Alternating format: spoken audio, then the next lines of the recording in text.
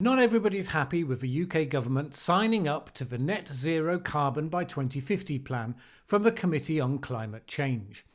Is it a bold, world-leading step? Or is it an expensive white elephant? Or is it too little, too late? Let's discuss. My name's Mallen Baker. This is the Mallen Baker Show for Changemakers. So I've done two videos so far looking into the detail of the Committee on Climate Change's technical report on how the UK can get to net zero carbon by 2050. Last week, the government finally stepped forward and signed up to that target. As you should expect with any substantive change measure, there will be criticisms and arguments against, often from both sides of the spectrum, which is certainly the case here. From the right, it has tended to be focused on the cost. The Chancellor of the Exchequer was opposed to the plan because he suggested it would cost £1 trillion, but he was overruled. Climate change contrarian Bjorn Lomborg was quoted as saying something similar. His position is that the UK doing this would only remove 1% from global emissions, so it wasn't worth doing. Now, Lomborg sometimes has useful challenges, but this isn't one of them. It's like saying that although you're trying to stop being an alcoholic, this one drink in front of you is only going to make a tiny contribution, so you might as well have it. Lomborg's oft-repeated line relating to the cost of reducing carbon goes like this. In fact, the IPCC's last major report said that if we do nothing to stop climate change, the impact will be equivalent to a reduction in overall incomes of 0.2 to 2% by the 2070s, similar to the effect of one economic recession. Well, that sounds very comforting, doesn't it? Sounds like the whole thing is overblown. And that would be great news. However, as always, before throwing a party, let's just check the original sources. The IPCC report he linked to does indeed include that range. But let's look at the full paragraph. Global economic impacts from climate change are difficult to estimate. Well, okay, from the start, that challenges the self-assuredness of Lomborg's statement.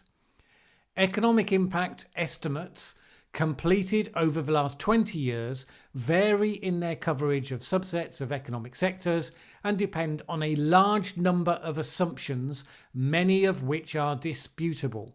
And many estimates do not account for catastrophic changes, tipping points, and many other factors. Well, it's so strange that Lomborg didn't mention this degree of uncertainty. With these recognised limitations, the incomplete estimates of global annual economic losses for additional temperature increases of around 2 degrees centigrade are between 0.2 and 2% of income, plus or minus one standard deviation around the mean, medium evidence, medium agreement. So that's where that range comes in. Now, we already note an additional problem here. In addition to the very strong message of uncertainty, Lomborg said if we do nothing about climate change, the cost would be ... But that's not what it says here. It says that the estimated impact of around 2 degrees C. But if we do nothing about climate change, it is quite clear we will be going well above 2 degrees C. The paragraph continues. Losses are more likely than not to be greater rather than smaller than this range. Limited evidence, high agreement. Additionally, there are large differences between and within countries. Losses accelerate with greater warming, limited evidence but high agreement. But few quantitative estimates have been completed for additional warming around 3 degrees C or above. Estimates of the incremental economic impact of emitting carbon dioxide lie between a few dollars and several hundreds of dollars per tonne of carbon. Robust evidence, medium agreement. Estimates vary strongly with the assumed damage function and discount rate. So there you are. Likely considerable greater economic impact within a huge range of uncertainty if we do nothing about climate change.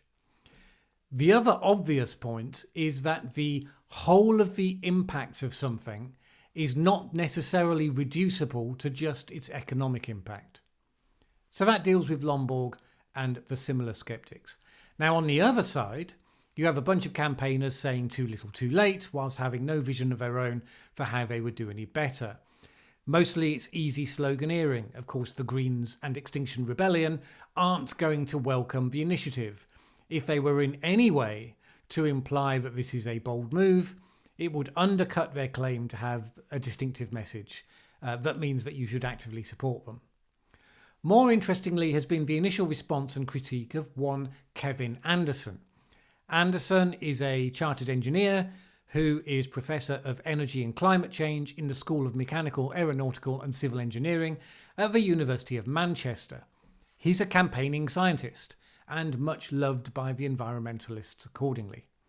He produced a 6-point critique in the early days after the launch of the commitment, and I thought it would be worth discussing them here. Point 1. Point 1 can basically be summarised as, in spite of this commitment, the government's doing some stuff I don't like. Specifically, and quote, recklessly pursuing UK shale gas, it recently celebrated BP's new Clare Ridge oil platform, and it's committed to a new runway at Heathrow. This isn't really an argument against the plan per se. It's quite clear that while renewable and nuclear and hydrogen infrastructure is being put into place, there will remain a significant amount of fossil fuel being consumed. I mean, you just can't turn it off from day one. So whether that fossil fuel comes from BP's local platform or it's imported from overseas, seems to be a moot point as far as the climate's concerned. Now, maybe if you can make the case that shale gas is more polluting than other forms of fossil fuel, but we don't have any agreement on that point at the moment. Some academics have said shale gas is a cleaner fossil fuel. Others have said that because of leakage, it could turn out to be more polluting than coal. In any case, even if it is the latter, that's an argument that the UK should get its interim fossil fuels from a different source, not an argument against the net zero commitment. The new runway at Heathrow is theoretically compatible with the net zero report, since it assumes some increase in air travel with emissions held due to increases in efficiency. And we'll come back to that in a moment because it features in a subsequent point. But that first point isn't much of an argument. It's just, I'm an environmentalist and these are some things that we hate. Point 2 is that in order to get to net zero by 2050, the government is counting on the emergence of negative emission technologies. In other words, technology that can extract CO2 from the air. These exist only as small pilot projects at the moment. Anderson says that people are underestimating the huge scale you would need to get to in order to deliver on the promises. Having these in the plan, according to him, is being used to undermine the requirement for immediate and widespread decarbonisation. Well, that's a criticism that glosses over what is meant by immediate and widespread decarbonisation. The detail of this plan is already pretty ambitious, lots to be done from day one, but it aims to focus on system changes that don't force the population to have to make major adjustments to lifestyle. Now, the only theoretical way of doing it quicker would be to do just that. And you can say, but it's a crisis, all you like. But if the people won't consent to that sort of action being pushed upon them on a massive scale, then you end up losing your permission to take action at all.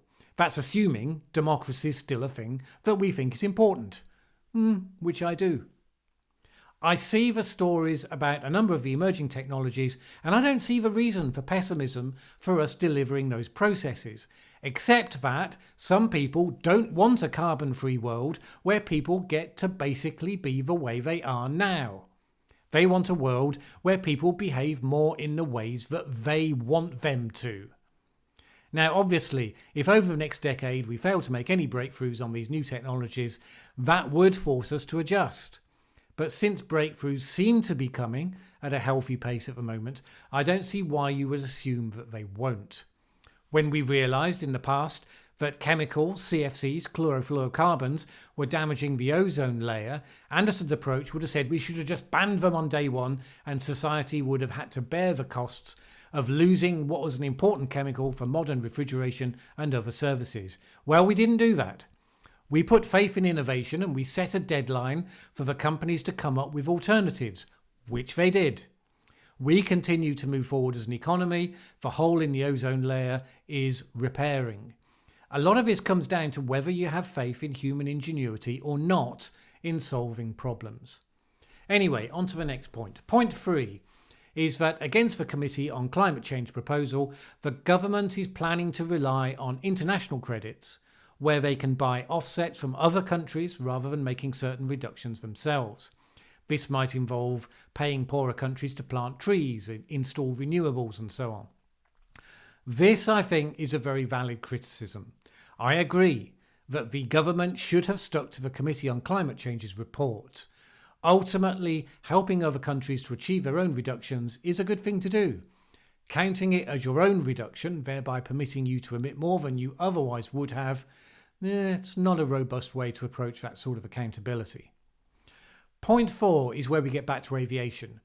Basically, as I covered in the last video, aviation gets carried in the short to medium term and is allowed, therefore, to continue emitting, whereas all of the others are looking for steep cuts.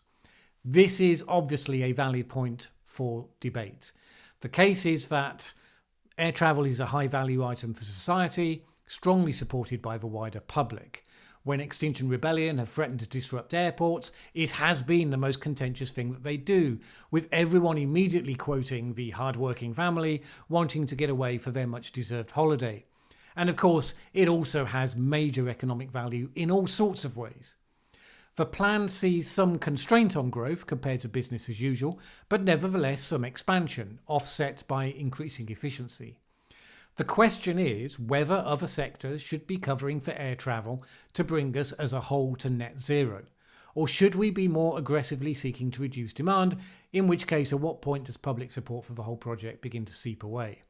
Personally, I favour the approach put forward by the Committee on Climate Change, at least for now. I think environmentalists, with their long-held antipathy to flying, vastly underestimates the societal benefit that international travel brings. But I also think that the industry should be clearly told it's on notice. If synthetic fuels can deliver real reductions on impact, then it could be we manage to maintain current levels long into the future, and that'll be a good thing. But it's entirely possible we get to the pointy end of this decade where failure to make progress with this forces more restrictive actions. We aim to act properly to avoid that outcome. Now, that said, Heathrow is largely a symbolic issue.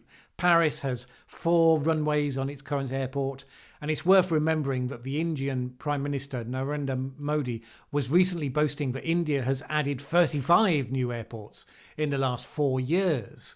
Now, even if that number's not correct, the UK has been constrained around adding additional airport infrastructure for several decades. But in spite of that being my position, the impact of air travel inevitably makes it an obvious, legitimate point for debate.